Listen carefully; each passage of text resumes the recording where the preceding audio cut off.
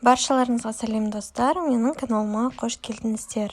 Бүгін сіздермен Pinduoduo сайтына қалай Cargo адресін енгіземіз және де қате кеткен адресті қалай жөндеу қажет, соны үйрететін боламын. Бастамас бұрын менің каналыма тіркелуді ұмытпа. Ал бастайық. Ең алдымен телефондарыңыздағы Pinduoduo сайтына кіреміз. Кіргеннен кейін өзіміздің профилімізге өтеміз. Сол жерден геолокация, яғни адрес енгізетін жерді басамыз. Бұл жерде басқа да көптеген адрестер шығады, осы кезге дейін енгізген барлық адрестеріңіз шығады. Енді біз жаңадан адрес енгізу үшін добавить казахстанский адрес дегенді баспаймыз, оның астындағы кнопканы қытайша жазылғанды басамыз. Сіздерге адресті WhatsApp-ға немесе Telegram-ға жібереді, соны копировать десеңіздер және де осы жерге кірсеңіздер, өзі автоматты түрде, яғни вставить етейін ба деген сұрақпен шығады.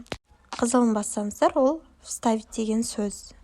Ешқандай жерін өзгертпейміз, тек қана төменгі жақтағы Cargo берген арнайы кодтың номерін жазамыз. Барлығы дұрыс болса, қызыл кнопканы басамыз, яғни сохранить деген. Міне біздің адресіміз енгізілді ең соңғы болып.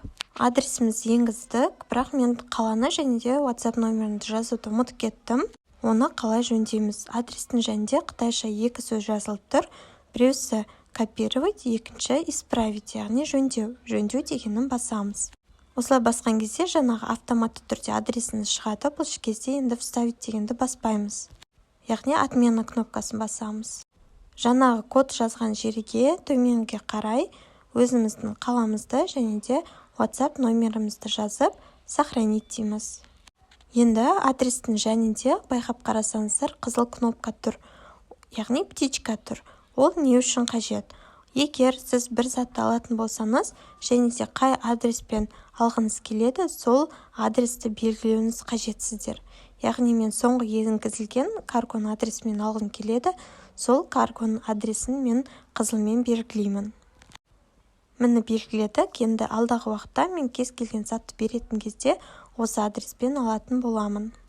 Мысал ретінде бір магазинге кіріп көрейік, кез келген затты таңдаймыз, мысалы, мынау аяқ киімді таңдаймыз. Купить батырмасын басамыз, басқаннан кейін жоғарғы жақта адрес көрсетілген. Соның үстін бассаңыздар, сіздер таңдаған адрес қызылмен белгіленіп тұрады.